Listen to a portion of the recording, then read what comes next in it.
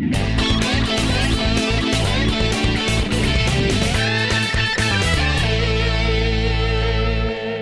وای، بازم این روانی پیدا شد. حالا بذار ببینیم این دفعه چی میگی، خود بخندیم. آقا سلام علیکم. بنده چند روزه که احساس تکلیفم زده بالا و تصمیم خودم رو گرفتم. این بار میخوام کاندید بشم برای شورای شهر تهران. کاندید شورای شهر؟ آخه برای چی؟ والا ما دیدیم سفره انقلاب پهنه، همه مشغولن، ما هم میخوایم دست اهل و عیال رو بگیریم بیایم بشینیم و از فیوزات این سفره بهره مند بشیم. ببخشید شما چه تخصصی در رابطه با امور عمرانی دارین؟ چه تجربه‌ای داری؟ چون فکر کنم شما شورای شهر با پارک شهر اشتباه گرفتید. نه قربان، فکر کنم شما اشتباه گرفتید. ممکنه برای پارک شهر احتیاج به تخصص در رابطه با امور عمرانی وجود داشته باشه، اما تجربه ثابت کرده که برای شورای شهر نیازی به این موضوع نیست و هدر دادن انرژی هاست. یعنی چی؟ بعد برای شورای شهر چی نیازه پس؟ والا برای شورای شهر باید یه ته صدایی داشته باشی، با دوبنده و لباس ورزشی عکس داشته باشی، سلفی بلد باشی بگیری، گوشت شکسته باشه ترجیحاً، بتونی 300 کیلو رو یه ضرب ببری بالا، بعد فالوورات تو توییتر و اینستا زیاد باشه، بعد اصلا بلد باشی شاخ بذاری کنار شاخ بلده. آخه چه ربطی داره؟ مگه اردو تیم ملیه؟ بابام شما ما رو گرفتی ها. الان چی به چی ربط داره که این یکی میخواد داشته باشه؟ بابا الان روحانیت میره المپیک ریو، ورزشکارا میرن شورای شهر، لیسانسه ها راننده تاکسی شدن، راننده تاکسی ها تحلیلگر سیاسی شدن و ما همچنان پیش به سوی تحقق اقتصاد مقاومتی و تولید آشغال ببخشید اشتغال.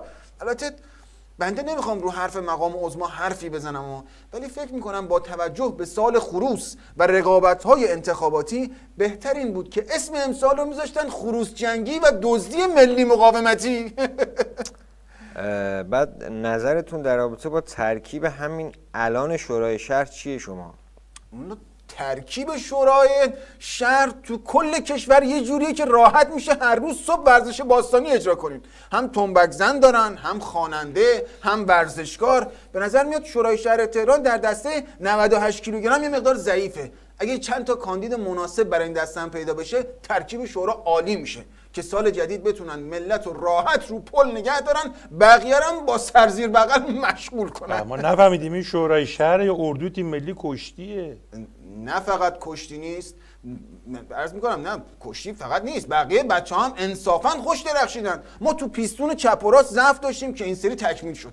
من میخوام یه مژده بدم به اینکه آقای فغانی داور سرشناس ما هم ثبت نام کردن که به نظر بازی خوبی رو در پیش خواهیم داشت در یک روز آفتابی و استادیوم 100,000 نفره آزادی. نگاه کنید از هر سوی این میدان سنگین وزن‌های شورای شهر وارد میشن و میریم که داشته باشیم یک بازی بسیار. چی میگی شما؟ داری تفسیر فوتبال میکنه اینجا؟ اصلا شما خودت چه کاره ای؟ سابقت چیه؟ چند تا مسابقه دادی؟